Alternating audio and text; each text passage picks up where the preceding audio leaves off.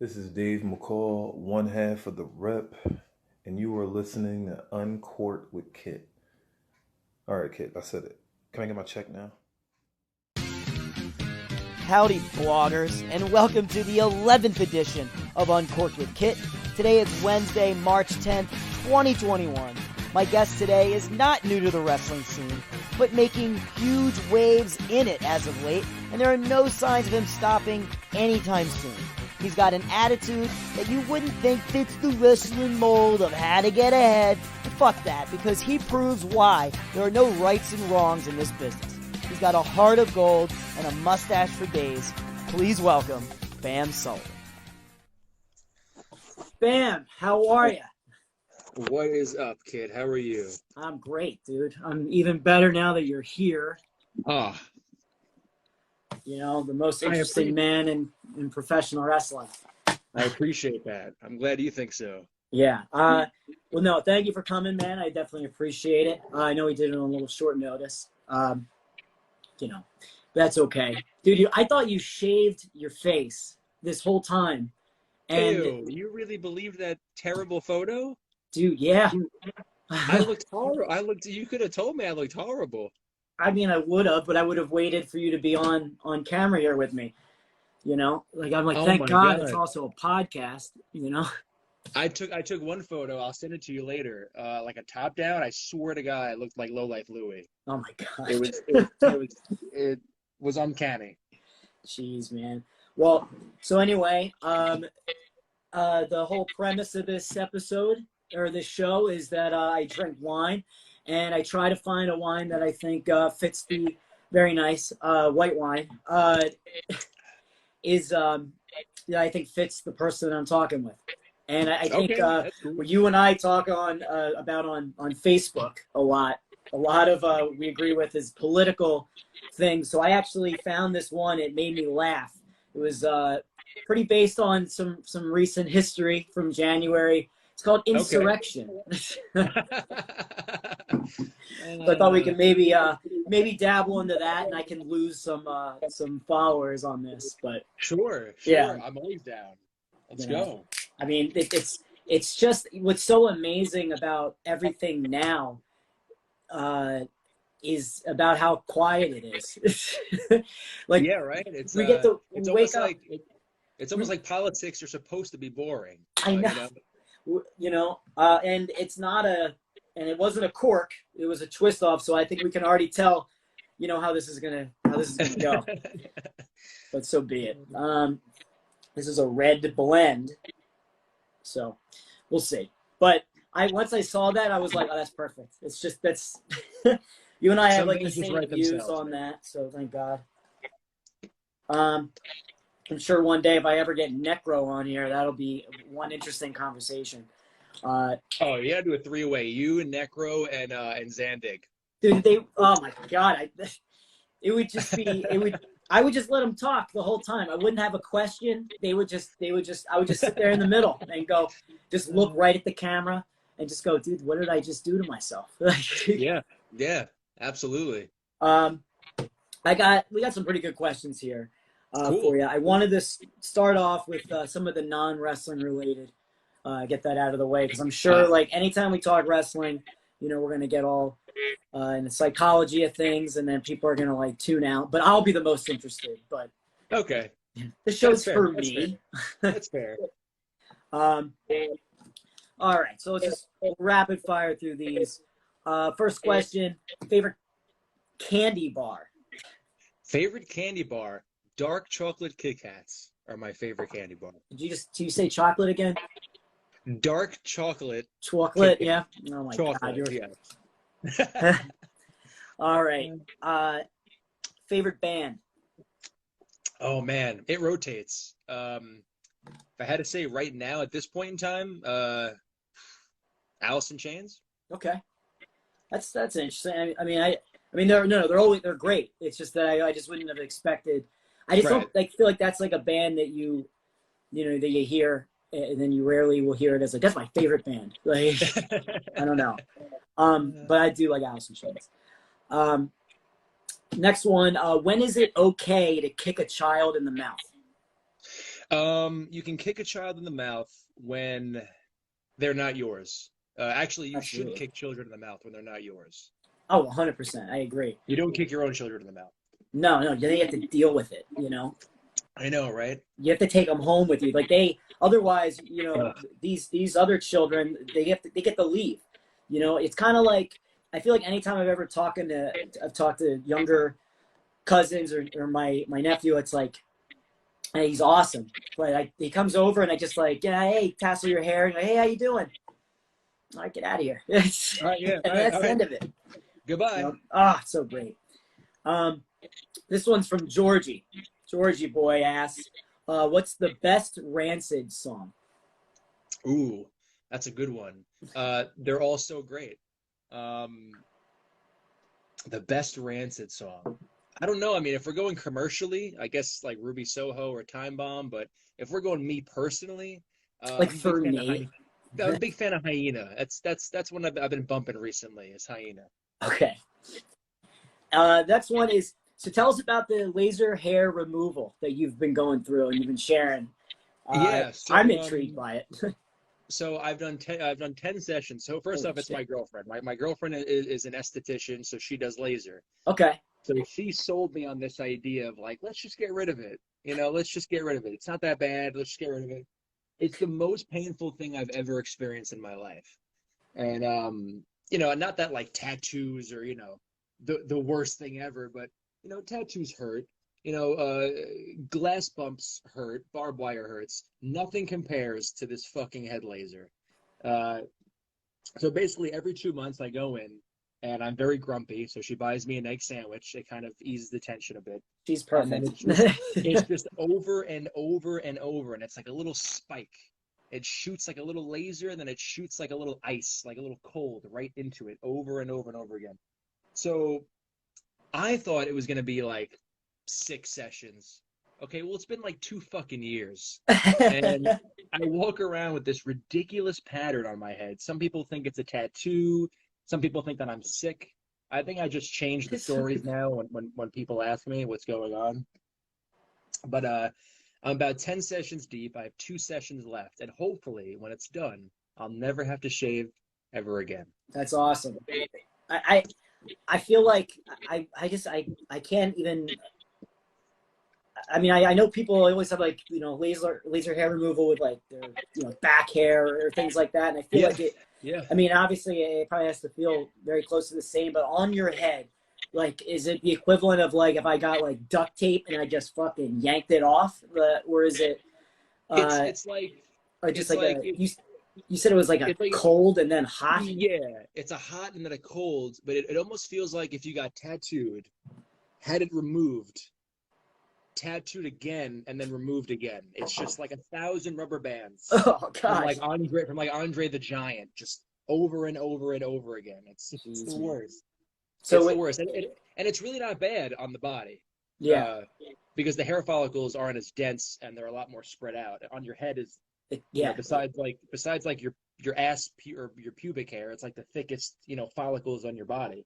Jeez. Were you balding like terribly in like a weird ass pattern, or you know, or were you getting that like Arn Anderson look? Because if you were getting the Arn Anderson look, man, I would just say, why the fuck did you get rid of that? Okay, first off, I can't be 28 years old and looking like Art Anderson. Dude, Arn Uh, Anderson has looked like he's like 36 his entire life, and he looks I like it know, right now. I know, He's all I know. He tan and looks shit. exactly the same. It looks exactly the same.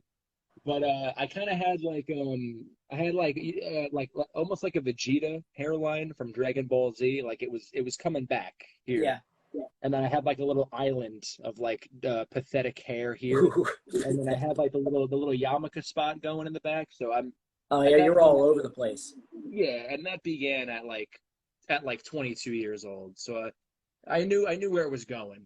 I figured let's just get rid of it, you know? Oh man, I hear you.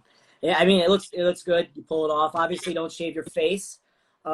I didn't even recognize you. I just like, it just threw me so off when I had to stare at it for like way too long. You know, for a post. Like I just like, what the fuck is this? Oh, it looked horrible. I looked like you ever see Master of Disguise? Yeah. the film when he's the turtle, with like add like a weird double chin and then like Superman's mouth from Justice League. Everything just looked very wrong. Jeez. I mean, I had like the beard that I had that I just shaved yesterday. Like this feels weird, but like when I did for MLW the Von Erich thing, you know, I watched them and I was like, I have to fucking shave my face and I have to get like spray tan, and I just noticed this little, you know, like it just wasn't how it looks right now. And then I just kept staring at myself in the mirror and I go, I have a fucking double chin, don't I? I'm like, this sucks. Yeah, no, facial hair is a great way to 100%. give the illusion of like a chiseled jaw, you know. It's fantastic. Oh man. All right. let's get into some wrestling now. So the first question I got for you, have you ever had any like serious medical work or from some injury that you've had to rehabilitate? Because you've been wrestling for a while now. I mean, have you ever had something happened to you in the ring? Or have you ever just like something nagging that like literally you woke up, you're like, I can't fucking move this anymore? You know, in terms of while I've been wrestling, I've only had like skin issues, you know, from the dirty, disgusting fucking campus. Oh yeah, dude, ringworm, people that just don't fucking shower. Yeah, exactly. So you know, every now and then I'll get like a weird thing on my body. I actually still have cellulitis on my forearm. Shit. But when I was 20, when I was like 13, I used to backyard wrestle a lot, as we all did. And my friend gave me an RKO, and it was on a trampoline. So the way I came down, I scorpioned myself. So I kicked myself in the back of the head, and I felt like just this crunch in my spine. And then, sure enough, when I was 20 years old, I had a spinal surgery on my L5, and then I was great. Like I felt like $1,000,000. There was no pain. And then after like a couple of years of wrestling, it came back, and I couldn't really walk. I couldn't like run and hit the ropes anymore. I stopped training. I had one match in Brooklyn where I needed people to actually help me like leave the ring. Like it wasn't like, oh, I'm injured, it's at work, brother. Like I couldn't walk, you know. But thankfully I've been pretty good since then. So I have like back issues, but I've been very lucky. I've never broken anything or fractured anything or anything. I've been very lucky. That's good. I mean, I can understand. I mean, that some injury from when you're like 13 just comes back to haunt you. Yeah, I mean, I'm definitely on the same part. Like, lucky for only having like broken like my collarbone and wrist, but like not anything that just like, you know, so severe that it affects me now, you know, at all. But I can see a back injury, like, but maybe I don't know if you've ever done any yoga or anything like that. Do you do anything regularly now? Yeah, I stretch every day. Yeah. I stretch every day. I bought this thing off Amazon. It's like a back stretcher. It was like $20 or whatever. It actually works really well. Is it the thing that you hang from? No, that's awesome. It's something that you lay on. It's like a half circle, and you lay on it, and it kind of conforms to the shape of your lower back. But you know, it got really bad, and then I got an MRI done, and they told me to stop. You know. Yeah, of course they're going to tell you. Like, no, there's no doctor on the planet that would ever go, oh yeah, you're completely fine to wrestle. Yeah, no, of course. That is you are so utterly safe that you don't have to worry about this ever. You know? Yeah, exactly. But I mean, now I feel like I have more nagging injuries from like being on a Frontier or Spirit flight than I am like wrestling. You know, and like the less I wrestle, the more pain I'm in. Yeah, no, it's funny how that works, you know. 'Cause I guess your body just gets so used to the bumps and shit. When you stop, it hurts. Yeah, definitely. I mean, what it would be like to be over and never have to worry about it, you know? Right? I know. I'm still trying to find that gimmick where I don't have to actually wrestle anymore. I'm working on it. Dude, I don't. Like, I mean, you see the promos I cut. Like, dude, that takes like 8,000 times. Like that's why I got this phone. I got an iPhone 12 Max just because I was like, oh, I'm gonna need something that's gonna be able to hold all the shitty promos I've done. Like, dude, if anybody got a hold of this phone and then they looked at all the mistakes, like, you know, even when I did you, like, you know, me having to like look at the wall and then turn to the camera and I just didn't do it the way I wanted. And then all of a sudden there's me just going, fuck. And then I just saved yeah, it. yeah. Like, Save those. oh man. You If gotta there's a save way to them, like, look one at how day. many times I've yelled fuck on my phone and recorded myself, my phone would blow up. You got to save those and then make a compilation one day. Oh, About 100%. Yeah, easily. So who's your favorite wrestler growing up? Before you started wrestling, and maybe somebody that impacted you that you know, this is what I got to do this. Yeah. Can I name a few? Yes, absolutely. All right, cool. So growing up, my favorite wrestlers were CM Punk, Rob Van Dam, Batista. When I was like really young, like first watching wrestling, I loved Batista, and Shawn Michaels. But for the most part, RVD and CM Punk were like my two big influences. And how old are you now? I'm 28. You're 28. Wait, so you started watching in like 2002? If Batista was there, 2005. Jesus Christ. Yeah, I'm late. I was a late bloomer. Oh, wow, man. Man, that is. But so you're there during like you're watching, you know, the tail end of like Ruthless Aggression. Yes. Yes. Which I mean, I'm obviously biased, but to me, that's like the best wrestling. Dude, I 100% agree. That's my favorite time. Like if I go on the WWE Network, like if I want to watch a Raw, like I'm looking at like 2003, 2004 more than I'm looking at like 96 or whatever. But yeah, no, don't get me wrong, like there's legendary segments from the Attitude Era, you know, it's fantastic, you know, stories and stuff, but I think the Ruthless Aggression Era was like such a nice blend of not as raunchy and over the top and really good wrestling, like just combined together. You know, I think it was the best era of pro wrestling. I think so. I think they were like, you know, they went from very simplistic storylines for the most part in like the early 90s. And then, you know, from mid 90s to like 2000s, they were just reckless as all hell. And it was like so super in depth, Vince Russo shit, you know, and then, you know, and then they, you know, when he left, they just got a little bit more, they were just a little bit more organized. Yeah. And I was just like, I think this is the best. Absolutely. I like, and watching like, you know, He Who Shall Not Be Named and Jericho and Cena and Lesnar and even like the undercard, like the you know, Hurricane Helms and Chavo Guerrero and Eddie Guerrero and just all these really talented, like hard. It was fucking hard, man. Like, I like what I really liked about it was during that time, you know, they like Vince. I feel like he always wanted everybody had to be able to do everything. Like, you know, if Chavo could be, and Chavo can talk, but he's just who you named. Like he's somebody that you're like, okay, yeah, he can wrestle, you know, but I want more out of him. So let's give him a mic. And then there were some people that just couldn't do that, you know, and obviously they fade away for the most part, unless they, you know, they walk out. But during that time, like everybody had to talk, like everybody had to cut a promo, and I like always loved that because it, especially like some of the guys that came from like WCW or you know, even in the Attitude Era, just didn't get a chance to talk. Like you know, they're talking now in some form or fashion, and it could make or break them. And I think of that now. Obviously, I didn't think about it then, but of course. But like I that's what I also like. I enjoy more. What I came to realize later. Yeah, no, you're absolutely right. I liked that. You know, obviously it wasn't for everybody. You know, some people they're really great wrestlers and they just unfortunately don't connect on that upper echelon of entertainer that Vince McMahon wants. But I also like the fact that maybe it's the rose-tinted glasses, maybe it's the nostalgia.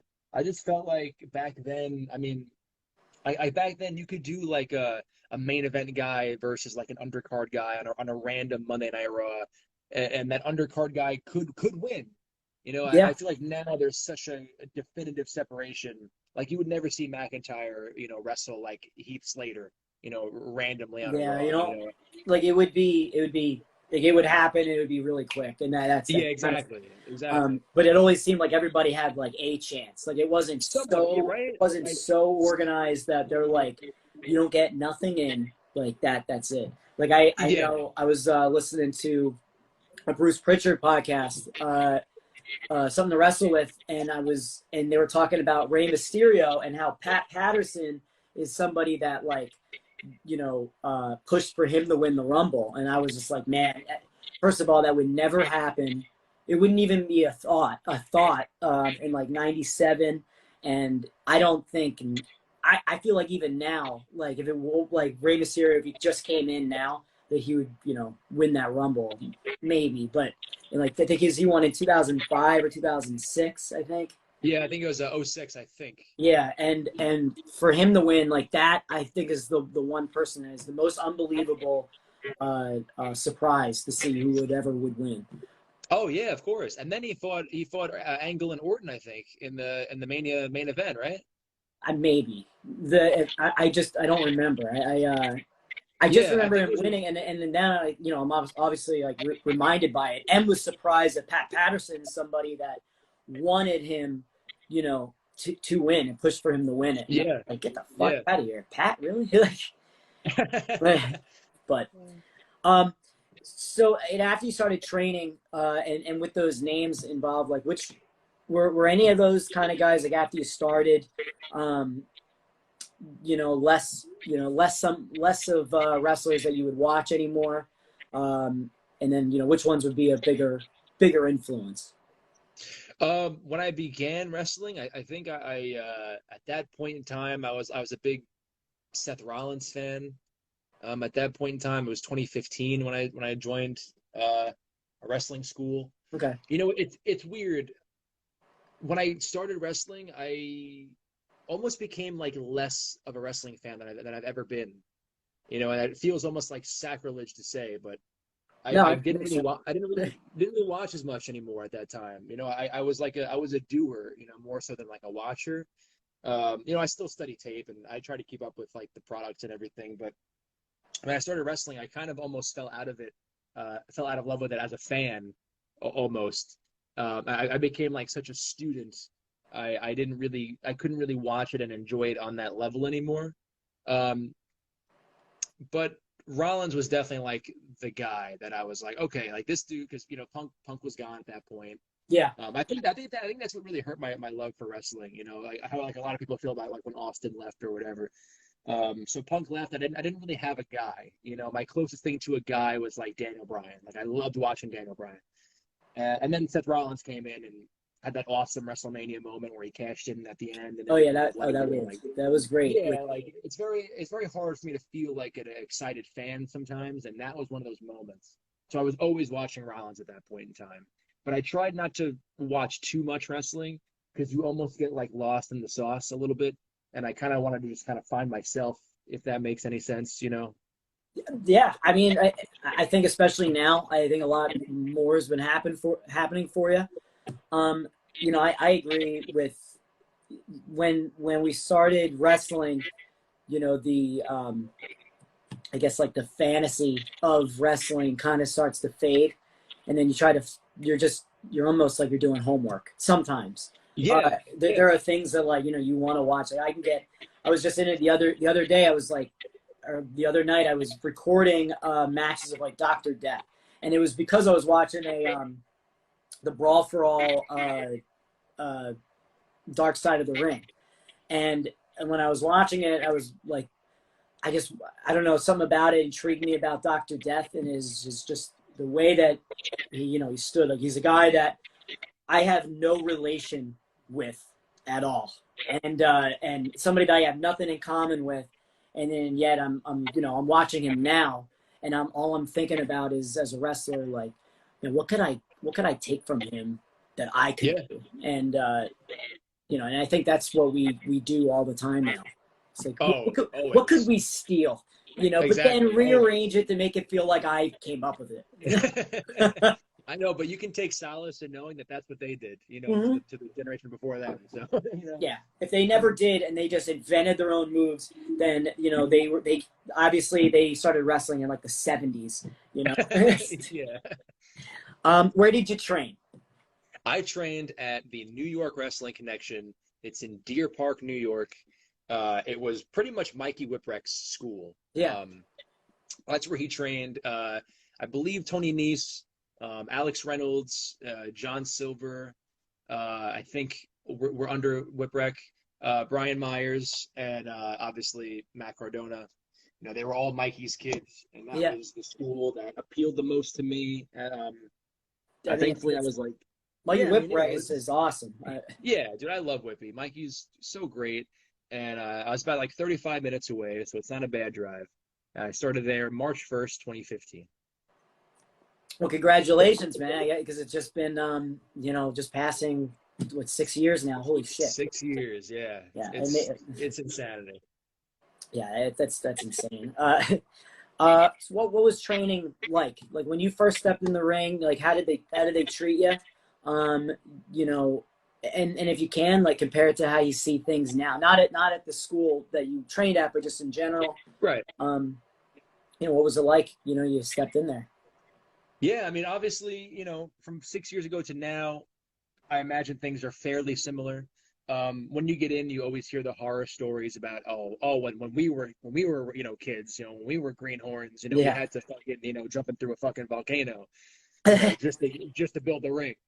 Now it was serious though. I liked it. It wasn't like a boys club. It weren't people hanging out and leaning on the ropes and stuff. Like it was very structured. That's awesome. Yeah, like you were on the floor, for at least a month, learning your basic chain. And your takedowns, and then you learn your roles in the ring, and you would repeat your roles every single class. You would start with roles, and a lot of drills, a lot of blow up drills.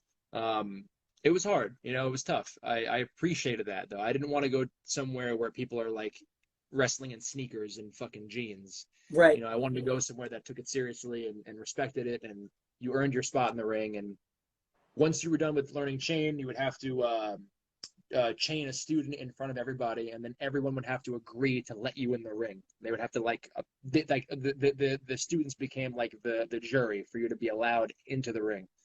So that was really cool. Although I would always have to like shit so bad on the way to training because I was so nervous, so nervous. But it was tough, man. But I appreciated the way that I was brought up. That's actually I like that. Them watching you. You did nothing but chain for months or weeks or whatever, and then you finally get to showcase. Just this simple chain, no bumping, no strikes, nothing involved, just selling and whatever. And then you're allowed in the ring and you do that. And you're probably like, I get to fucking go in the ring. Holy shit. Like, like I remember the first time I walked in the ring, I like lost it. Like because I even growing up, I've never been in one until I started training. And then I did all these blow up drills. My legs are like fucking jello at this point because Drew Gulak's a dick. And, and I get in there, and then I get in right, on the tryout just so that I could do a back bump and a flip bump. And then that was it. And then you get right the fuck out. But I remember walking in and thinking, like, so am I allowed to go through the middle rope, or are they?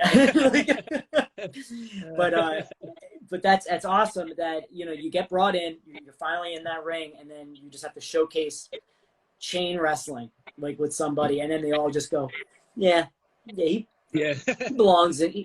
He's one of us. Exactly. And they're like, hey. Exactly, yeah. It was cool. It felt like you were part of something, which was nice. That is cool. I think that's a good way, to get somebody to finally like almost appreciate the basics, and then they're rewarded with something that's, that some people now they just kind of walk right in and then that's it, which is fine as long as they eventually learn and they, anybody respects it. And I think that's what some people like, the vets in the business like don't understand. It's like, dude, I mean, if they get big quick, their ego is going to get big and it's only going to bite them in the ass for the most part. Yeah. And then those that obviously work really hard or whatever, and if they don't get anywhere, they shouldn't be bitter, but they should just kind of respect, the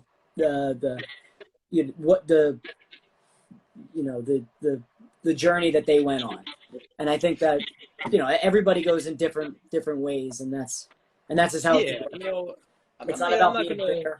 I always bring up Jordan Oliver because I think he's awesome.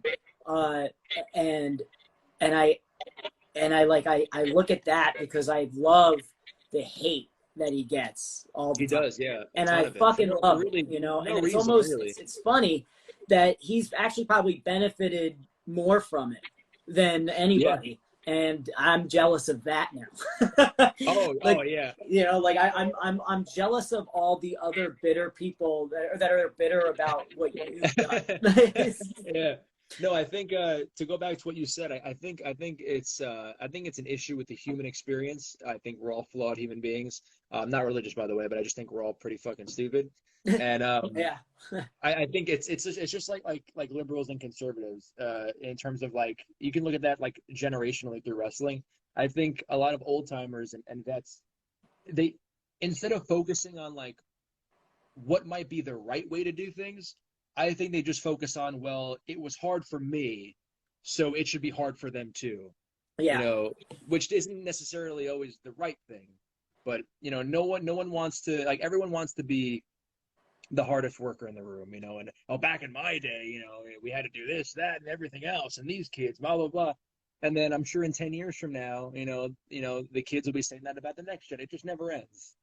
yeah. It It, does. it never ends. It's if we didn't have any bitter people in wrestling, and believe me, like I'm bitter, but I am bitter for like whole other reasons, like for like the littlest of things, whereas like if I look at the big picture, that whatever we've done or whatever, I'm like, I'm pretty proud of everything I've accomplished. Like, I started a long while ago, but I took time off, so it's like, for school and real life, that Yeah. that financial net behind you, just in case, one day I fucking break something and then I got nothing, which is very likely because I'm small, and guys, and some of the big guys like growing up that I would work with, they just go, oh no, you don't feel pain, you're small. And I go, oh, Yeah, I didn't yeah. know that. Oh, fuck your well-being. Your well-being doesn't matter at No, all. no, it's not at all. Like, you're fine. Don't worry about it. So it's there's always going to be those bitter people, and Oh, I yeah. think that's what makes wrestling. It's kind of fun because of those people. I think. Uh, I'm just like, hey, I'm glad. Hey, at least I'm not that guy. Yeah, exactly. So deathmatch wrestling. Getting to something good here. Real fun and entertaining shit. What intrigued you to finally, or to have a deathmatch? How early in your career did you do it? And then who talked you into it? What made you talk yourself into it? What happened? Yeah. So, like I said, I started watching wrestling in '05. So everything was pretty much dead except for the WWE. Yeah. And like a year later, I mean, obviously I went back and I watched tape and stuff, but that year they had the One Night Stand pay-per-view. And then the next year they had the second One Night Stand, and then they relaunched ECW. And I know all the shit that it gets. I know. But for me, I was like, whoa, like this is cool. There's weapons and shit. And Yeah. I really liked that. I really liked that appeal. And then when I joined NYWC, their WrestleMania show every year, it's called the Psycho Circus. That's their big draw. The building gets packed out.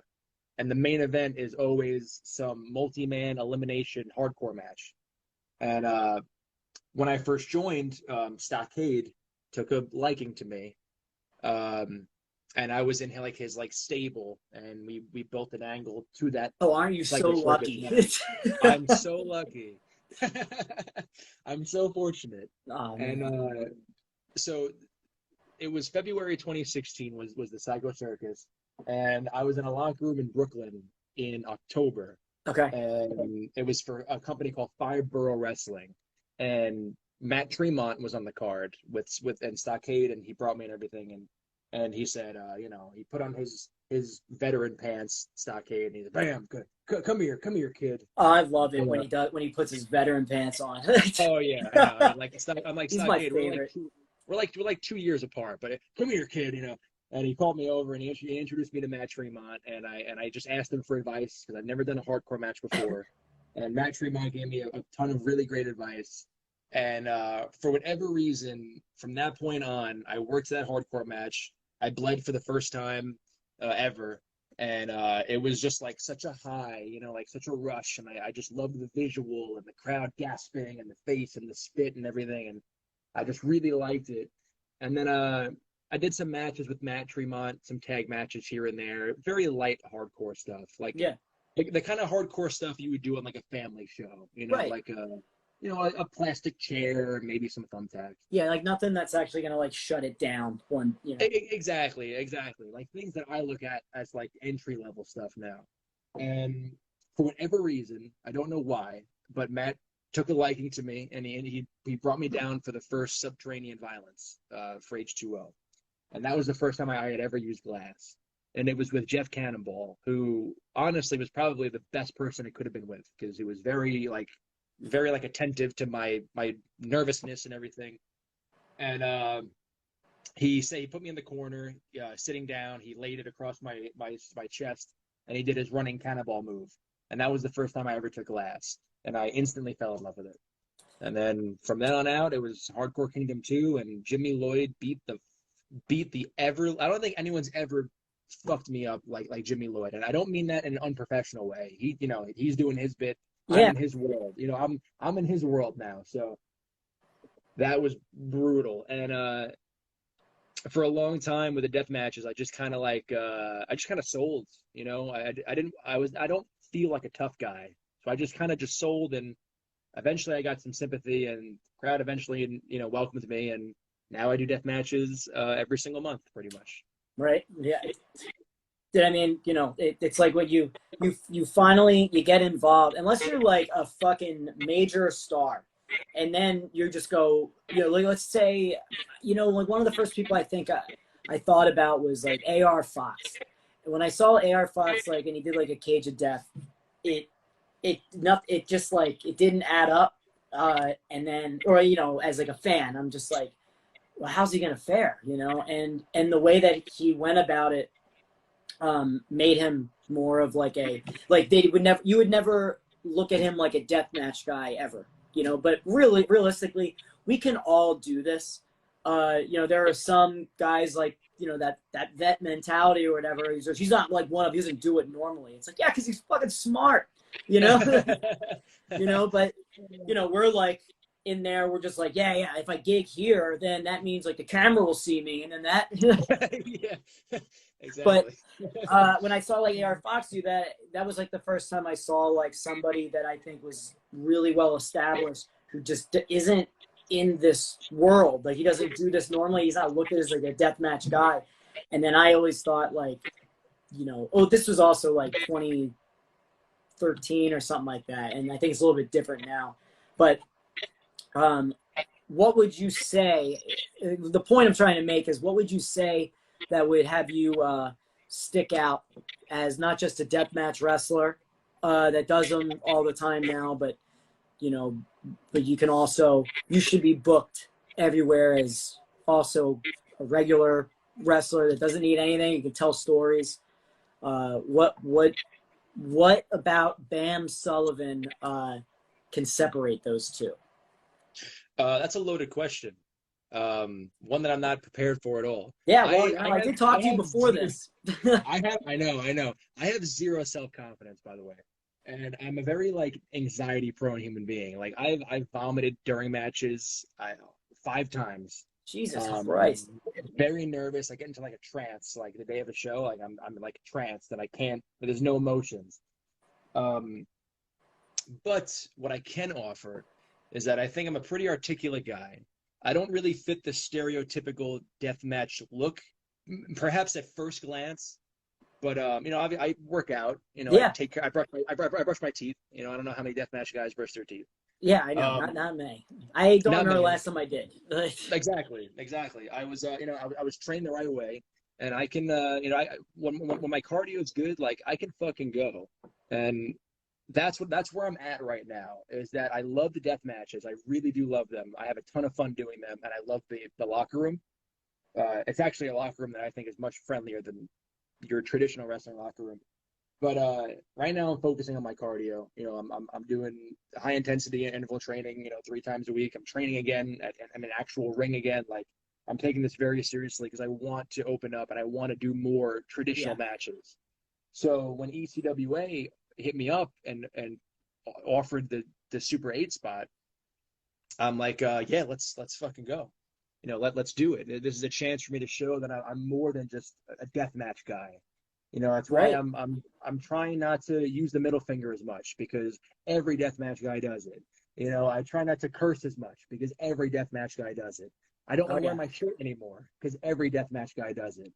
So I'm trying to, I'm playing, it's a chessboard, and I'm trying to make some moves to break out and show that I'm more than just that. You can take the light tube away from Bam Sullivan, and he could still have a good story to tell. Yeah.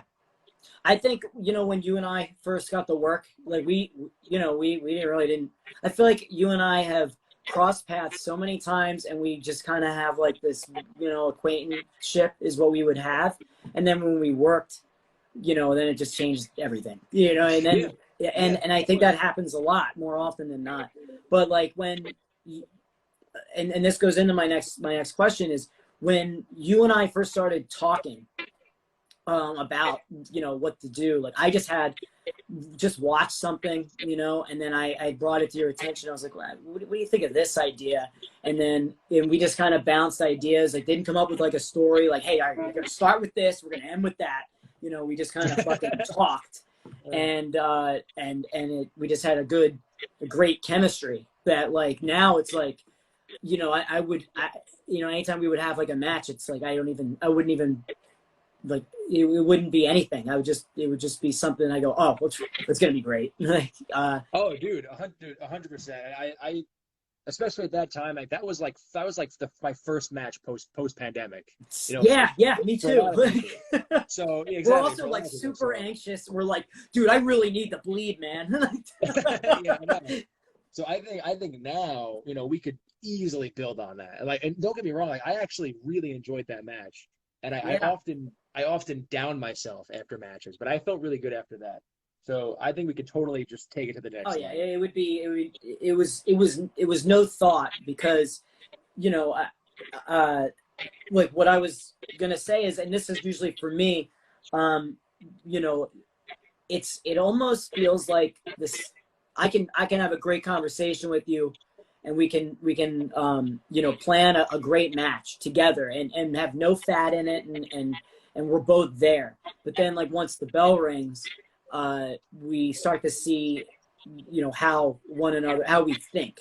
And it's hard you can't like explain that before the match, but like what we did was basically, like, if I forgot a spot and I'm thinking, and it's like you could tell, and this didn't happen, but you could tell that I'm in thought of what I needed to do, and then you could just be there, and you're one of those guys that could just go, X, Y, and Z, and I just go, oh yeah, right, and then we just get into it. Yeah. But there are those people that we work with that, like, we call a fucking amazing match, and they black out the second that bell rings, and there's two people, and then you're like, oh shit, dude, I'm not a leader, like.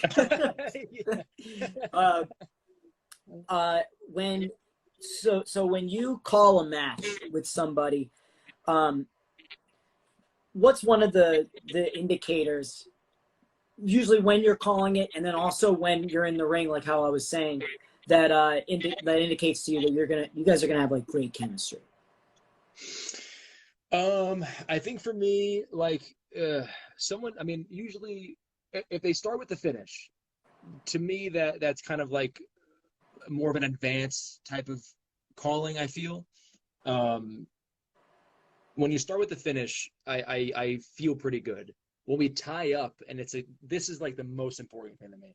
I'm not saying my tie up is the best tie up in the world, but if I tie up with you and it's just that nice, like, hard snap, but it's not too tight, but not too loose, like, that's a great indicator for me. I'm like, okay, Yeah. this is gonna be a good match. If I tie up and it's sloppy, if you hit the ropes and you don't fucking grab the rope, like, there's little things I do look out for. If you don't, like, wipe your feet before getting in the ring, like, there's just little things that I look out for. But I've been misled before. I thought I called a great match with this guy once, and I was so excited, and he was like, he's like, I was trained by Homicide, like, I'm gonna make you guys look great, it's gonna be awesome. And we call this match, and we tie up, and we do like a little bit of basic chain, and he gives me the worst arm wringer I've ever had in my life. This is like a 15-year veteran, by the way. and he Oh gives me God. a real arm wringer. And I'm like, all right, it's a little tight, but whatever. We go into a universal spot, and he sends me to at the ropes. And I'm sorry, I sent him at the ropes. So I'm in the headlock. I push him off. He hits the ropes. He tackles me, and he bumps. And that was just like, I was like, oh no, no, no, no, no, no. And he forgot the whole match after that. So we're in the heat, and I do like one move in the heat because at the time I'm a heel with my tag partner Boo, and I think it was like a front slam. It was like maybe even a suplex. I don't fucking remember. But I was very green at the time, so I did like the Chris Jericho like cocky pin, that you should never do that pin with the 1 foot on the chest. Yeah, and fucking flex. Yeah, I love it. Exactly, but I saw it on TV and I'm new, so I did it. I did the first pin in the heat. I do the Jericho pin, and it's 1, 2, and then right before the 3, he puts his foot on the rope. What? Yeah. My foot weighed so much that I almost pinned him with the Jericho pin in the first pin in the heat. Sorry, I don't mean to segue off your question. No. Please, I'm loving this. Dude, so that was like the opposite of what you asked me. That was like, I thought we were good. Like we had a great match called, and that was like, oh my God.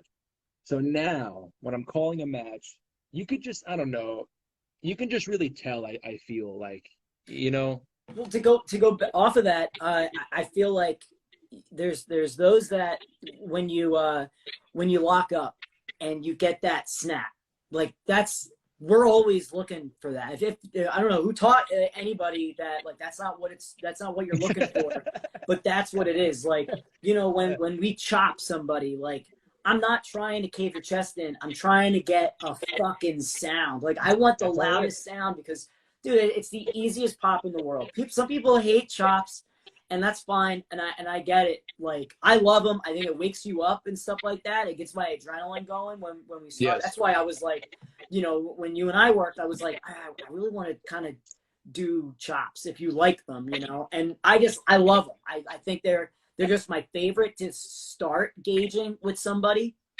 And then it's also, it has not just me listening to the audience, but it's also me listening or watching you try and listen to the audience. And then I go, if that's how if he's working the same way I am, then I don't need to think anymore. And that's usually how I kind of gauge it with somebody that I'm, and not with you, but I mean, like, I can just, I did it with Leroy Robinson at the last H2O show. I was like, this is like his 15th match ever, and I told Matt to have him cut a promo for me, like against me, like because then I want to gauge off of it, and I want to basically what I wanted to do is I know that he knows that I don't, I want him to succeed. But I want to piss him off, like, and then when we wrestle, like, in the match, maybe you're reminded of what I did in that promo, and then all of a sudden you kind of hit me a little harder, and then I just because I didn't think that he would, and that's, and he did, and I loved it, and I loved everything that he did, but when, like, to go back, it's, when we work with somebody and then we get that sound and then that person works for that sound, they work to get that from the crowd. That means that they know that they're striking the right way. They're not just striking and hurting you and then thinking internally that everybody else understood like how hard he hit. Oh yeah. It's completely different. To piggyback on that, I'm big with like fucking hit me, like fucking hit me, because that was something that I struggled with for a very long time. I was always way too late, and even now sometimes I'm still too late. But like fucking hit me, because you're not gonna kill me. You know where you can hit me. Yeah. The safe areas. It's exactly. Just hitting. It's hitting so that we wake each other up, because exactly. We know what wrestling is, but it's also like I did the cinematic match with Cass. Well, we took a break in between me at the top of the fucking treehouse that I did an elbow drop off of. That's not fucking good. Like, you do not want to take a break in between that. And then all of a sudden you're standing there after you get like a glass of water and then you're like, I can't do this. So like when we fucking hit each other, it's like, yeah. And then we're listening. We're so many different things. Like, yeah, this isn't a bar fight. We're listening to other people and we're seeing their reaction. But then we're looking at each other and we're going, yeah, that fucking woke me up, bitch. And then, Yeah, exactly. And that's exactly. how I like to work. Like, yeah, me too. And the harder you hit me, it tells me how hard I can hit you back. Yeah. And we'll be in that zone. Dude, I'm not a 40-year-old ring veteran. I'm not gonna drag you in the back and heel you out because you're too hard. Like, just fucking hit me. I'd rather you hit me too hard and it hurts a little bit as opposed to you whiffing it and it looks like shit. Exactly. Like that's all it's about. It's like those. What I think when it comes to when we wrestle in front of a crowd, or in front of any camera that people have a bad angle. If we don't, and when we say snug, I know that we mean like we get a sound. That's almost like what we're trying to say all the time. Is that we're trying to make that sound so that when they hear it, they think it's fucking real. They think it's really real, and then they immediately forget that it's us telling a story, and that it's us now in competition with each other, and then they go, oh wow, Kit's a lot smaller than Bam. He's probably going to be in a world of hurt. And then also my character's smart enough to know when to back off and also sell a little bit more so that they think that they're right and that they're still engaged. And then all of a sudden I come back with something, cheap or whatever. But the idea is just simply that we get them off their fucking high horse and blogging about whatever they think is right. And then at the end of it, they go, oh, well, shit, man. And then they come back to their senses and they go, all right, what's the next match that I can fucking judge? But oh yeah, of course, but of course. But that's just that's just what I think what we do.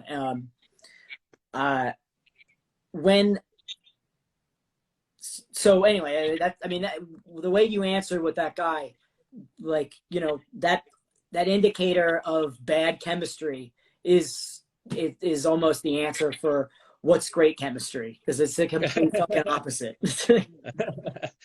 Oh man. Let's see here. Oh wow.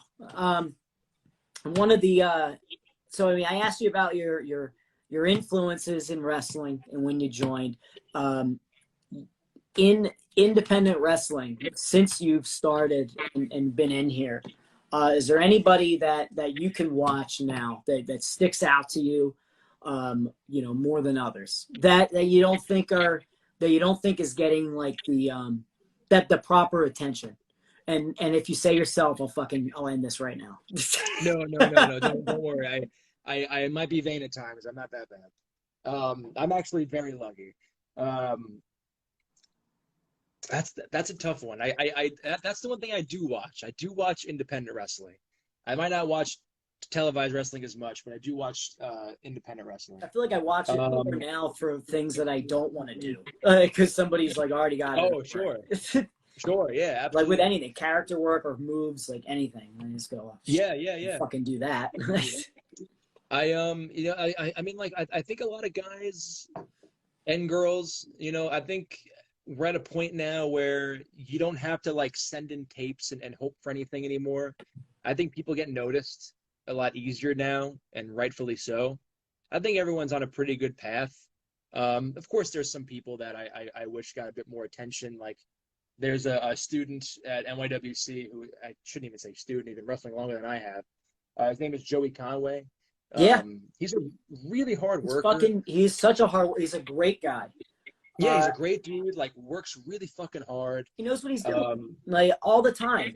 I've never had a bad match with him, ever. I'm sorry, I didn't mean to cut you off. I 100% agree with you. Yeah, no. I like I said, I think he has a great look. I love he has like this like evil, like almost cartoony villain look to him with the big fur coat and the mustache and everything. And I like his image. He has gear now. I think it looks great. Like that's definitely a guy I would like to see get some more attention. One of my trainers actually, stopped wrestling this past year. I thought he never got the attention that he deserved. His name is Blake Morris, Flawless Blake Morris. He stopped wrestling. Yeah. I mean, like, not for any bad reasons. He's just moving on to other passions and stuff. And he, I thought he was great. I thought he was like a textbook pro wrestler. He was big with like footwork and his physique and his character. And I thought he never really got the full attention that he deserved. But in terms of like current pro wrestlers, yeah, I'd definitely like to see Joey Conway get out some more. There's this kid at NYWC. His name is Jaden Valo. Okay. He Willow Nightingale actually, I think, helped get him into like a Beyond match once or something. And he's super talented. Like one of those kids that like his first day doing rolls, he was already like better than half the class. Like clearly backyard wrestled, loves it. So I think everyone is getting their comeuppance. I think, especially with like, you got to utilize Twitter, even if you fucking hate it, if you're a good, solid pro wrestler and you feel like you're lacking something or you're not getting the bookings you deserve, you got to utilize Twitter, and social media. Dude, it's all about the content. Like even if you don't feel like you have anything to, like there's so many times like on Instagram, I think I use the most, obviously. Yeah. But I'll look through my shit and I'll just go, fuck, I don't have anything to really post. And I'm just thinking and I'm like, but I have to post something, like there's just no excuse. And then the same thing with Twitter. It's like, dude, just comment on something. Just be, just be as professional as you can, but in character, like just say something, because you never know like what one person sees, then they follow you and you have one more fucking follower and then they all of a sudden care about what you say. Exactly. Because of that one joke, but I still remember my first fan ever, like my first fan, like the really one that like wanted my shirts and wanted my, like, I still remember that. And a lot of that was because of social media. Like these are free tools. They're free. They don't cost you anything. Wrestlers 10, 15, 20, 30 years ago would kill to have the accessibility that we have now to connect with people. I read a lot about business. I'm always like trying to think of new ideas and stuff. And a lot of the times they say like, it's not even about the product sometimes. It's just about getting eyes on it. You don't have to reinvent the wheel. You just have to market it, And I think if people are struggling on that end, like you read some shit, the internet is there, read some articles, get some advice and try to utilize Twitter and social media. You might not be the most confident in your abilities, but it doesn't matter. Someone out there is going to relate to you and like you, and then they're going to tell their friends, and they're going to tell their friends, and then they're going to come to a show and see you, and you know how it goes, man. Dude, you boil it down to it takes your one retweet or repost away from being fucking famous, and it's just like that. 100%. 100%. You're one person away from getting yourself over, like now we know who a lot of these promoters are, and it's like you're almost kind of like trying to sell yourself to them all the time, but it only takes one really good person to get you on there and give you a shot, and then once you get in front of that 300 people or whatever, then it's all on you, and then it's all about your talent. But it's really just kind of, social media is like that platform, well, at least when you start, right before you can finally get like that one opportunity in front of 1,000 people, and then it's all it takes. Yeah, you shoot your fucking shot, and then they like it or they don't like it, and then you either get another one or you never do again, and then you fucking then you just do this, and then that's it, and then you're bitter, and then you drink all the time. No, dude, totally. And you stress to me the importance of utilizing social media and posting all the time. And I might not post every single day, but I've ramped up like my posting a lot ever since you gave me that advice. And it's good advice. It's great advice.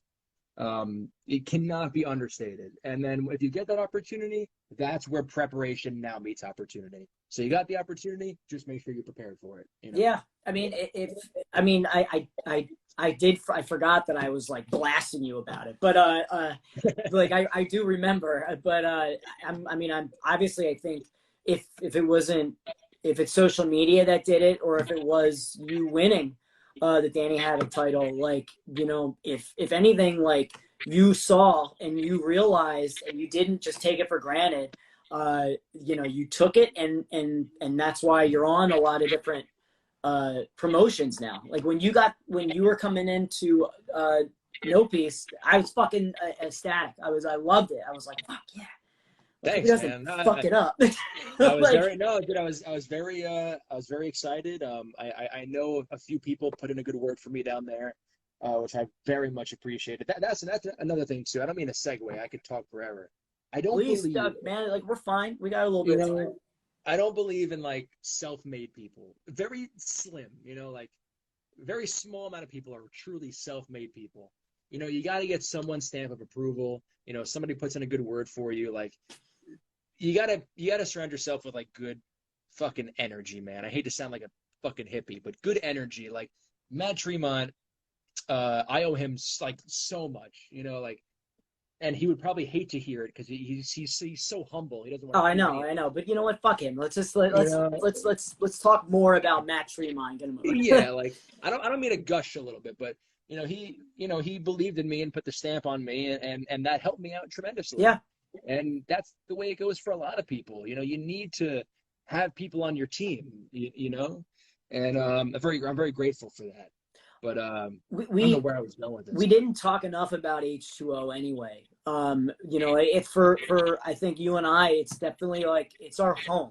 Well, I mean, I know that it's, for me, like, you know, it was CZW at first, and I just never realized how shitty I was being treated, you know, because I just kept had that insane thought that something different was going to happen by doing the same thing.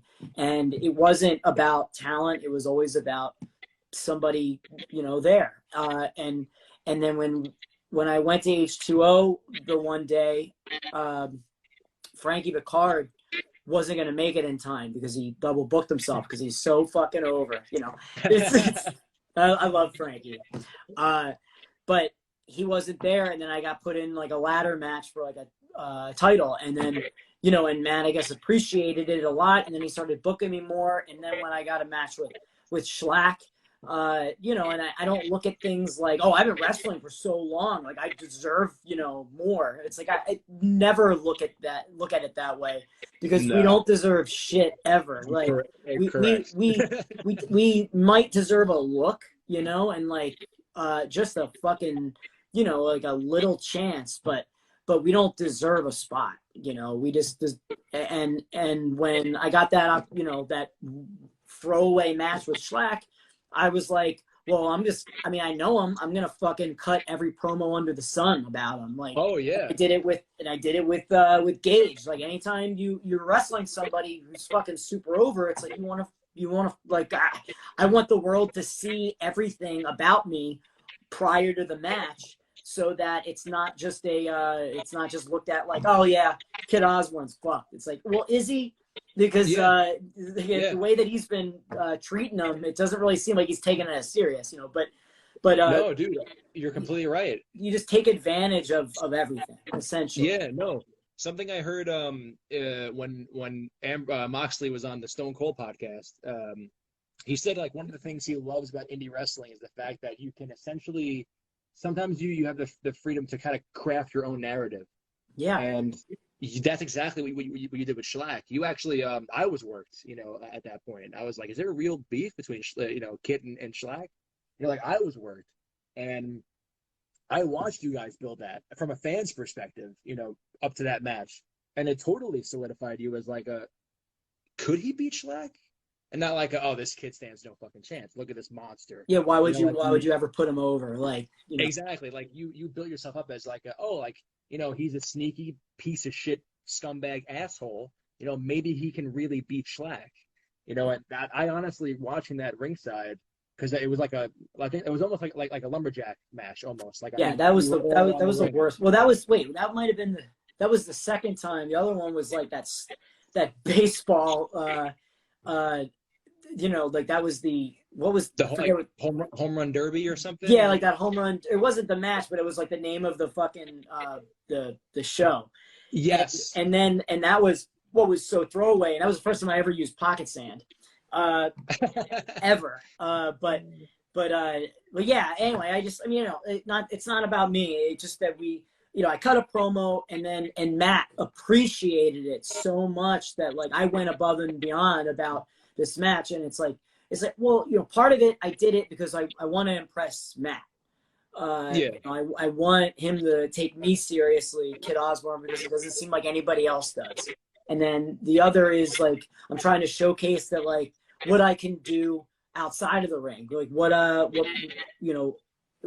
quick-witted is Kid, like how charismatic can he be in front of a camera that's just not me in a car cutting a promo saying the date of the show, and then that's pretty much where I would think of like, anytime I imitate somebody, it's just like a no-brainer. It's like I do that because it's supposed to get under your skin, like I fucking made fun of you, and I bet part of it got under your fucking skin because I was just me looking at a wall, and I was like, yeah, I'm just so happy for the opportunity that I got. But like, that's just, I'm saying part of it is like, it's like it's over exaggerated what you really think, but it's also it's fucking getting heat, and I just, dude, that's it. Like I just wanted heat, and then I fucking relate all the fans. I literally, all I do is I relate the fans to who I'm wrestling, and I go, this is why you relate to this guy, and then I make fun of that relation, and then I go, that's why you don't look at me, is because I'm not a criminal like fucking Gage, like like that. And those are things that like you say, and then they go, I can't believe you fucking said it. And it's like, yeah, I mean, I did say it, and he knew I was gonna say it, but I also doesn't mean that I don't necessarily not mean it. Like, Yeah. It's like they say how there's a little bit of truth in every joke, right? Like there's a little bit of truth there, and you just take that truth and you amplify it. Like we're not all the same person, so we're not going to agree on every little single thing. We don't live the exact same lives. Even if we're best friends, you still have internal criticisms of people. That's just who we are. And if you could take that in a promo and you could sell that and make people go, wow, is this real, or I have to see the outcome of this, then you did your job. And you don't need me to tell you, like, you're a heat magnet. You get great heat all the time. I loved your promo against Tara Calloway for the holidays. Oh God. How being for children, like, and the thing is, I was so afraid to do it, and she's the one that told me to do it. Like, the cat's out of the bag. Like, but I have to say that, like, and I'm also like, like I gotta, like, not only that, but like I'm afraid that you might. And this is to anybody, not just Tara, because Tara is so fucking cool. Is that, and I did it with her, like International Women's Day. Like I don't mean these things. Like but I that same match, I got my ass beat. It's just that I posted it, and it's like there's always a rebuttal, or a reply that people can have when I say something shitty. Like when for example, like that, the post I did for International Women's Day, it was me literally running and stabbing Tara Calloway in the head with a fork. And then I said, Happy International Women's Day. And anybody can say whatever they want, how offended they are or whatever, but man, that was probably my one spot against her. And the rest of it was her whipping the shit out of me all over the fucking arena. So, like, that's the whole point. That's the whole character of Kid or whatever. But it's all about promo and presentation, and then, showing, like, what your character is before you have a match. Because, dude, we have nothing but an outlet for everything. Like, All the time. And this is a benefit to us. Most neglect it. Most, like, neglect that entire part of the whole spectacle. So it makes it even easier for guys like us who want to get promos out there and, and want to interact and craft this character online and create this social presence. Not saying that it's not good by itself, but the fact that no one does it, comparatively speaking, it's even better for us. It's criminal. Like, stop ignoring this shit. Like, utilize it. It's free. It's there. Unless it's like a very rare occurrence, I will cut a promo for every match that I'm on. And I struggle with my character. I kind of have like an identity crisis, you know, at times. I really don't know who I am.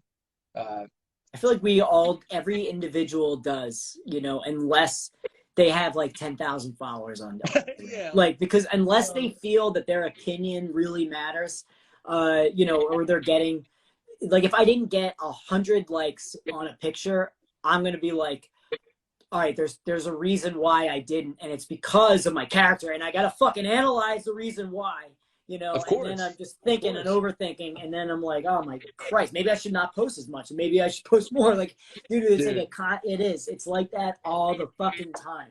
It's a struggle, man. And for me, it's like I still feel like the new guy, you know, in the scene, you know. And like, I'm not as tough looking as Schlack. I'm not legit like Nick Cage, you know. Like, so I why don't you just draw on your face more, you know, or you know, just repeat the same 3 letters all the time, you know. You know,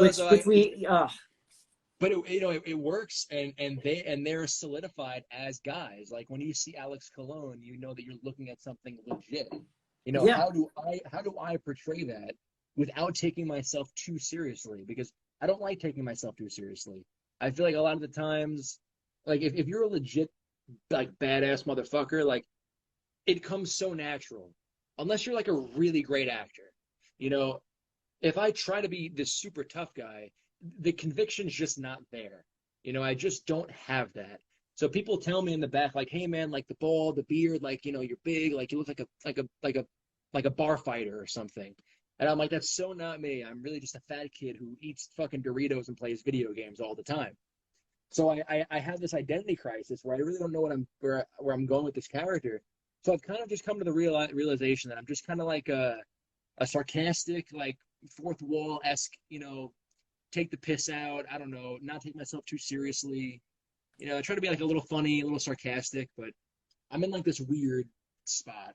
Dude, the way that I've looked at your character, it's just, I feel like this is more than what some of these you know, people that are going to be listening to this podcast, like, only 5 now, but like, people are going to be listening to this, you know, and I'm actually going to base on a question I didn't ask. It was, you know, what's it like being the happiest guy in the wrestling scene? And I don't necessarily need you to answer just that, but it's when I see your character, like, and now, especially since we ever got to know each other, and I feel like it resonates with, or it sits with the fans as well. It's like, you're like the happiest guy in the wrestling business until you're not, you know. And then it's like somebody like me, you know, and obviously you're not here, so we're talking right now on video, but, like, you know, in person, like, I'm probably going to try to piss you off more and more and more, you know.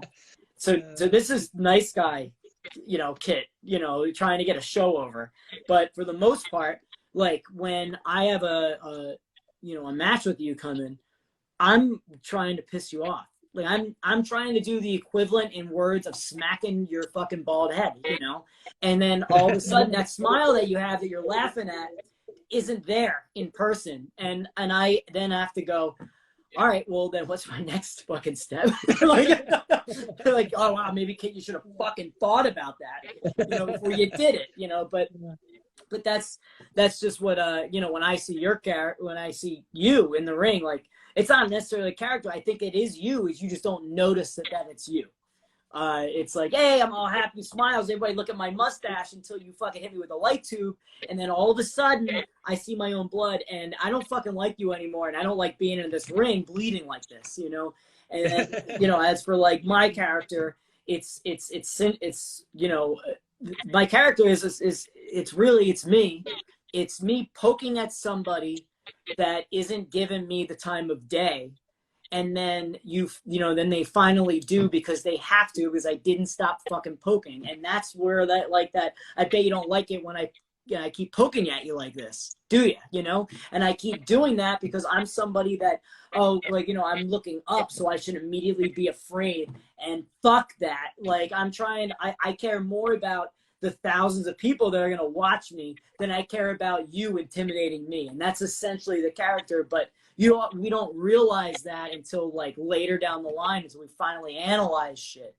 But that's how I looked at you. And then and then when we call a match together or whatever, we just kind of comparatively come up with something that's relating with both your character and mine. So that's just how I look at it, especially now. Because like if you put a fucking mic in front of me and I get to talk live on Fight TV or IWTV, like I'm now not afraid of what I could potentially say, because I just don't care anymore if it means that I'll never be on, GCW or No Peace anymore. It's just, this is me. This is who you guys hired. This is who you guys paid.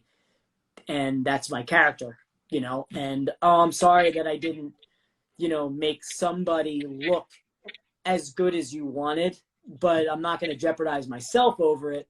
Yeah, no. Absolutely not. He knows that I can sell 1 million times over. He just has to be able to compete with me too at the same time. It's never like that's what takes us away from being just a student or a jobber or whatever, is that we're always looking for something that we can get in there to get our own character over. And it's the other person's problem, who they're supposed to be getting over, not to, to do something about it. Yeah, no, absolutely. I totally agree. Usually when I go into, it's funny, usually when I go into a match, I have all these ideas for the other guy. I do that all the time. Like, oh, it'd be really cool. I almost forget that I'm in the match too. I try to highlight certain parts of my opponent, because I was always taught that if you highlight each other, everyone wins.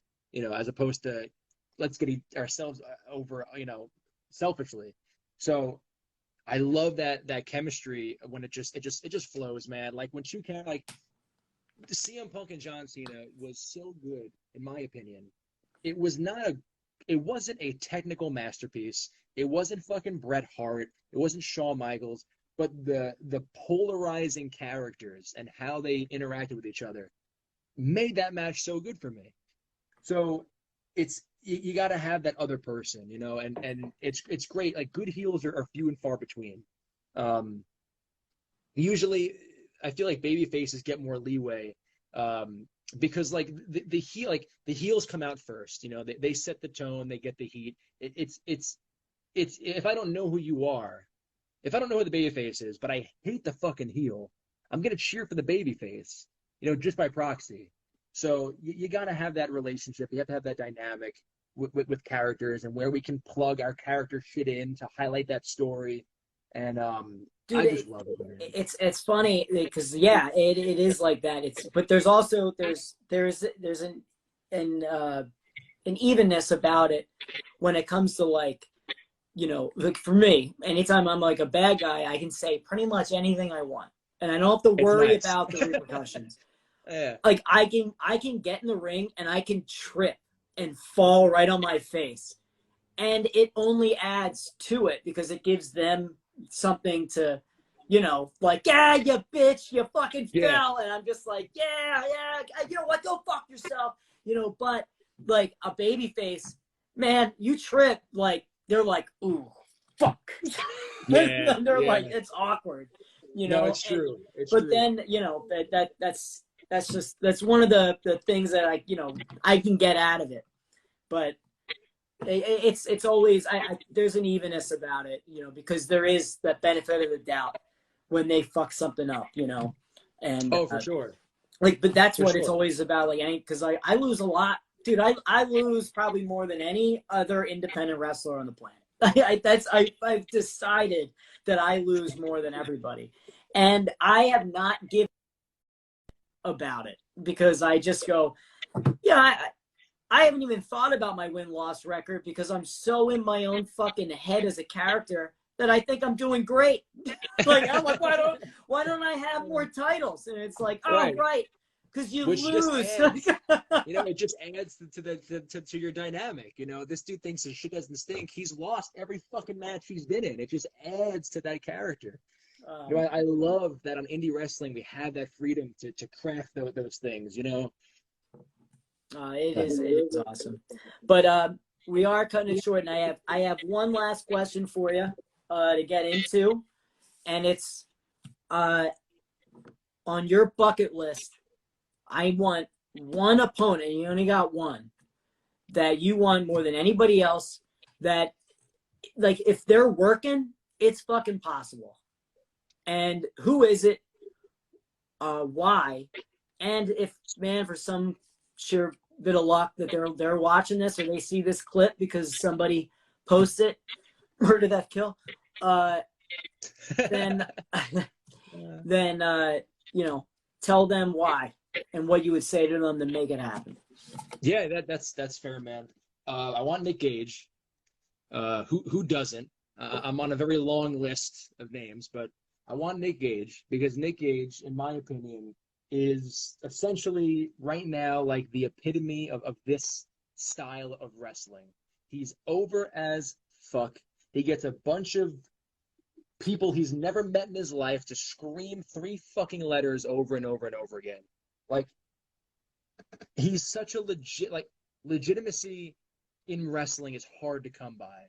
This dude is legit. When he looks at you and says, I'm going to kick your fucking ass, I believe that this man is going to kick my fucking ass. And I love that. I love that legitimacy of Nick Gage. And I want to wrestle Nick Gage because I am not your prototypical deathmatch wrestler. I don't look like a lot of them. I don't really curse. I have all my teeth. I don't have the one bum tooth or whatever, Like, I'm a vain, slightly metrosexual deathmatch guy, and I want those two dynamics to clash. I really, really do. And not only for selfish reasons, because it'll help me, obviously. I'll learn so much from it. But I think there's a story to tell there between the prettier, new, deathmatch guy with the fancy, stupid mustache and this gritty, grizzled, fucking criminal, destructive force of chaos in Nick Gage. So that's the match that I want. I think that's definitely something that can definitely happen. I mean, I would say just hit him in the fucking knee, man. Should work. Right? I mean, obviously we all talk about, I feel like this is almost like a setup because I was going to bring it up. I was going to bring it up with you on there. I mean, I personally, he was somebody that I liked a lot when I first watched independent wrestling for the first time. And I didn't watch it until 2008, when I was a senior in high school. And I saw him and I was like, dude, that guy, this is not WWF. This is not WWE. This is completely different. And he brings this amazing amount of realism, into it. And then, obviously, I've got to work with him a couple times, meet him when I started training at CZW and all that. And I've never met more of a bitch in my life. He's a bitch and he has been one for years. And I can say that, but I also admire the fact that you want to wrestle him because, I wanted to wrestle him too. And then I did. And I realized that, he's kind of soft. So no, but I wanted to get in it's surprising that you brought it up, because, next week, right on Uncorked with Kit, it's going to be Nick Gage and Kit Osborne talking. And I can only imagine what kind of fucking conversation we're going to have. It might not last as long as this, because I'm definitely going to piss him off, or he's going to be stupid. And his phone's going to fucking die. Because, he's an idiot and, whatever. But so's most of his fucking MDK gang anyway. But anyway, I mean, no, I'm just kidding. Dude, he's 100%, somebody that I think he just knows, he knows everything. And he knows how to work. And he's somebody I think you can make magic with. Because dude, when he gets in that ring, it's 110% all the fucking time. He's never just clocking in and clocking out. Like he's there, and every match fucking matters to him. And you can feel that when you watch him work. And I feel like Brock Lesnar, Ronda Rousey, Matt Riddle, like these dudes are to pro wrestling what wrestling. They're just like legit motherfuckers, you know, and wrestling doesn't have a lot of those guys. Yeah. You get to cherish those guys. And I feel like I'm so not any of those things that I would just love to have that dynamic with Nick Gage one day. The thing is, man, he's one of those guys that will force you to be one of those people. Yeah, like he's like that. He's like that every day, all day, and DK. No, he's like that. He's like that all the time. Yeah, Bam, I thank you for coming on my show, man. I appreciate it. I had a fucking blast talking with you as always. You know, I can't say enough about you. I'm happy that you are where you are now, and that you're getting the opportunity that you deserve. You know, and I'm glad that you use social media a lot more. So I do. So, hey, man, thank you, and I'll definitely be talking to you soon. Kit, thank you so much, man. I had a great time, and I'll see you soon, buddy. All right, brother.